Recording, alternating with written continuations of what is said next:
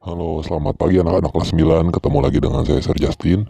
Di video kali ini, saya akan melanjutkan pembahasan saya mengenai hukum satu Kirchhoff ya. Setelah kamu mempelajari beda potensial dan arus listrik, sekarang kita akan mempelajari bagaimana cara menghitung keluar masuknya arus menggunakan hukum yang Kirchhoff yang pertama. Nah, melalui hukum Kirchhoff ini akan dinyatakan dua hal. Yang pertama, kuat arus dalam rangkaian tidak bercabang, kasusnya tidak bercabangnya itu seri ya, di mana-mana itu akan sama besarnya. Dan yang kedua, jika terjadi percabangan arus di satu titik tentunya ya, disebut titik cabang, maka jumlah kuat arus yang masuk itu sama dengan kuat arus yang keluar dari titik cabang. Nah, seperti rangkaian yang kita lihat pada gambar di bawah, maka ini arus ini akan mengalir dalam sebuah loop gitu ya, dari muatan positif ke muatan negatif harusnya ngalir sebesar 3 ampere, maka dia juga akan keluar sebesar 3 ampere pula. Nah, rangkaian di bawah ini merupakan rangkaian yang tidak memiliki cabang, yaitu rangkaian seri. Beda halnya dengan rangkaian yang memiliki cabang, misalnya seperti ini.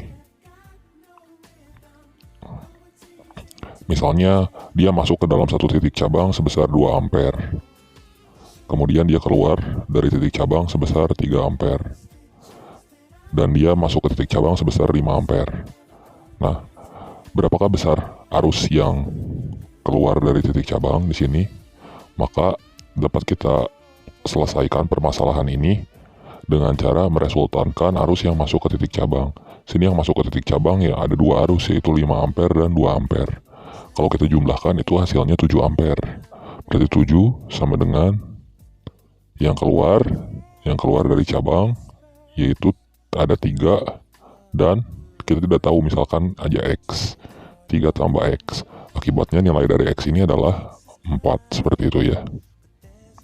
Kemudian kita lanjutkan kembali dengan contoh-contoh soalnya seperti ini ya. Perhatikan gambar di bawah ini. Kalau kita lihat ya, ini ada gambar rangkaian listrik. Apabila saklar S2 dihubungkan, maka arah arus listrik yang benar ditunjukkan oleh titik yang mana.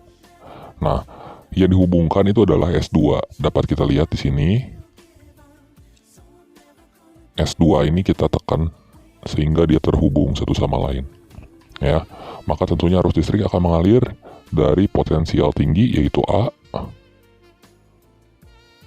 kemudian ke B, kemudian dari B dia akan mengalir melalui lampu L2 sampai di titik E, kemudian dia akan ke titik F dan kembali lagi. Karena sifat arus listrik itu mengalir seperti loop. Bagaimana dengan rangkaian BCDE?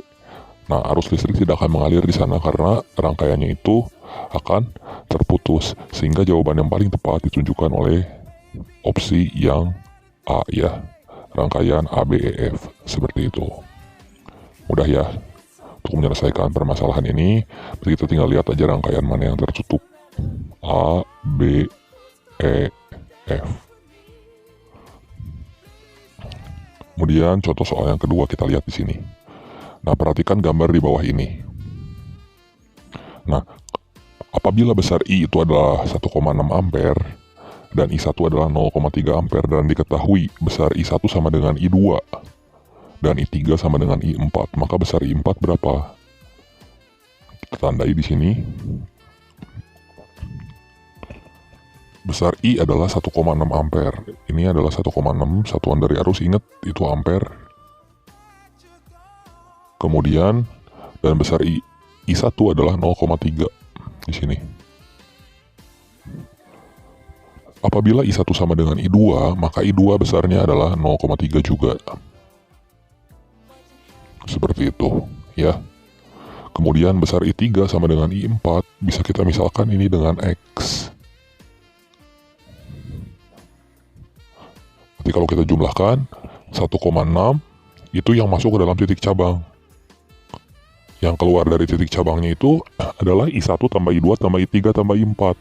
Berarti persamaan arus listriknya dapat kita selesaikan seperti ini. 1,6 sama dengan 0,3 tambah 0,3 itu hasilnya adalah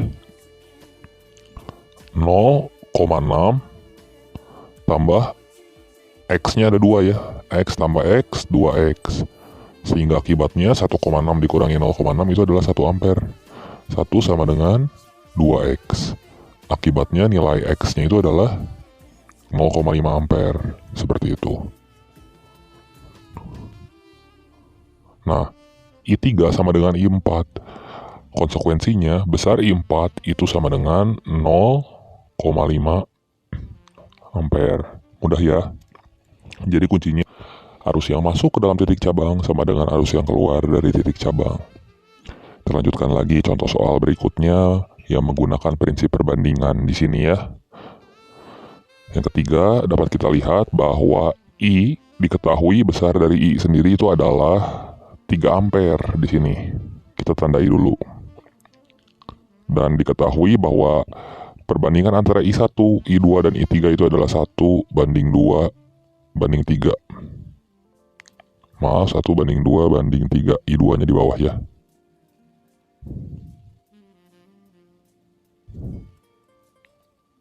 Dan besar I4 banding I5 di sini adalah 1 banding 2. Ini 1, ini 2. Apabila besar arus yang masuk itu adalah 3 ampere, maka persamaan ini dapat kita selesaikan dengan menentukan berapa besarnya I3 dulu supaya kuat arus I5-nya itu ketemu. Kenapa? Karena dia 3 ampere ini akan terpisah menjadi titik cabang, yaitu dengan perbandingan 1 banding 3 banding 2. Sehingga untuk I3 dapat kita tentukan dengan cara mencari perbandingannya. 3 per jumlah total dari ini semua adalah 1 tambah 3 tambah 2 itu adalah 6 dikali kuat arus yang masuknya adalah 3 ampere, sehingga nilai dari I3 nya itu adalah, tinggal kita coret saja, ini 1, ini 2, 3 per 2 adalah 1,5 ampere. Kemudian di titik sini dia terpisah menjadi 2 bagian, yaitu 1 banding 2. I4-nya dengan angka pembandingnya 1 dan I5 dengan angka pembandingnya 2. Karena yang ditanya di sini adalah I5, maka I5 dapat kita tentukan dengan cara membandingkannya dengan I total yang masuk. 2 per berapa perbandingan yang ini? 1 tambah 2. 1 tambah 2 iya 3, bener ya? Dikalikan 1,5 ampere atau saya rubah jadi 3 per 2, sehingga ini enak untuk dicoret. Hasilnya I5 nya itu adalah 1 ampere, seperti itu. Kemudian kita lanjut ke contoh soal berikutnya yang melibatkan hambatan di dalamnya. Nah, di sini perhatikan gambar di bawah ini. Jika besar GGL itu adalah 16 volt dan hambatan dalamnya adalah 1 ohm, maka kuat arus yang mengalir pada rangkaian 6 ohm itu seperti bagaimana? Nah, untuk menyelesaikan soal seperti ini, maka kita harus menyederhanakan dulu rangkaiannya. Rangkaian ini akan dapat kita sederhanakan bila mana kita mengetahui dulu bahwa rangkaian 2 ohm, 2 ohm yang ini, dan 2 ohm yang ini, itu adalah rangkaian seri, ya. Kalau kita jumlahkan, 2 tambah 2 tambah 2 itu adalah 6. Kenapa rangkaian seri? Karena 2 ohm ini tidak mempunyai cabang. Sementara di sini dia punya titik cabang ya. Sehingga dia akan paralel dengan rangkaian yang 6 ohm ini.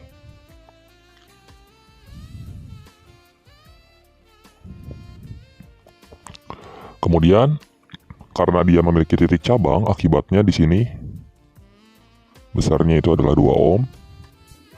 Di sini adalah 2 ohm. Jadi cabang di sini saya rubah bentuknya menjadi seperti ini supaya lebih mudah untuk kita selesaikan. Dan ada hambatan dalam di sini yang besarnya adalah 1 ohm dan dia dipasang dengan sumber tegangan sebesar 16 volt.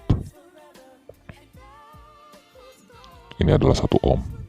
Sehingga kita dapat menentukan dulu berapa kuat arus yang mengalir pada rangkaian ini. Untuk menentukan nilai kuat arus yang mengalir pada rangkaian 6 ohm, kita harus mencari dulu nilai dari I totalnya. Bagaimana cara kita untuk mencari I totalnya? I total dapat kita temukan dengan cara menghitung berapa besar hambatan totalnya ditambah hambatan dalam. Ya, cara kita menghitung hambatan total di sini tinggal kita paralelkan yang ini.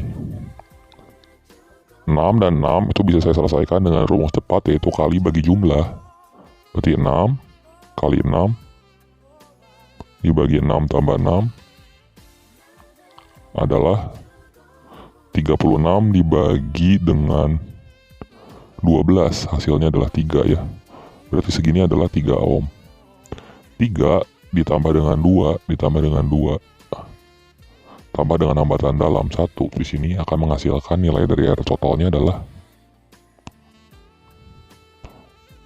3 tambah 2 tambah 2 7 tambah 1 adalah 8 ohm. Dari sini kita dapat menemukan nilai dari I-nya, I totalnya. Kita dapat menggunakan prinsip hukum Ohm untuk menentukan nilai dari I totalnya.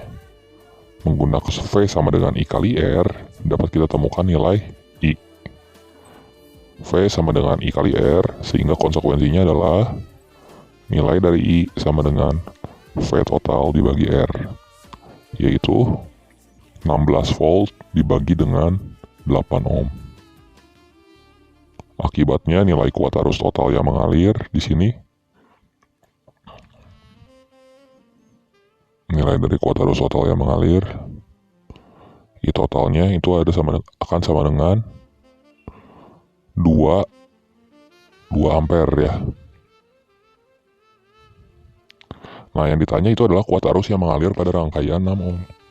Kalau kita lihat lagi di sini, kuat arus yang mengalir dari sumber tegangannya itu besarnya adalah 2 ampere. Kemudian dia masuk ke sini, pasti besarnya 2 ampere antara hambatan 2 ohm dan 2 itu akan terpisah di sini. Terpisah dengan hambatan yang sama besar, yaitu 6 dan 6.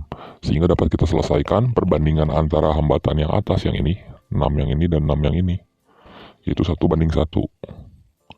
Sehingga I yang lewat rangkaian 6 di atas itu adalah 1/2 dikali I yang masuknya sendiri itu adalah 2 ampere.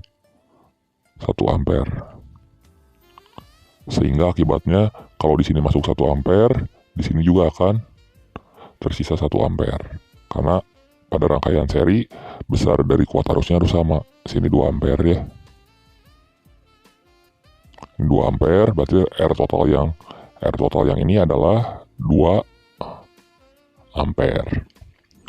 Nah, berarti I kesimpulannya pada hambatan 6 ohm,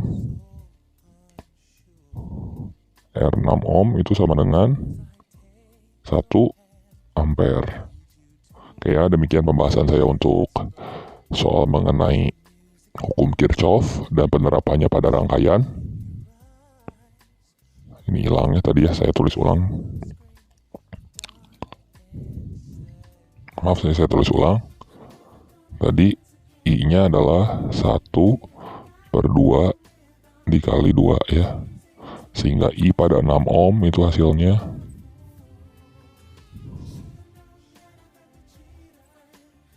1 ampere. Oke, demikian pembahasan saya untuk hukum Kirchhoff dan penerapannya pada rangkaian. Kalau ada yang nggak mengerti, videonya bisa kamu ulang-ulang atau kamu bisa tanyakan ke saya melalui WhatsApp saya. Terima kasih. Sampai jumpa pada video selanjutnya.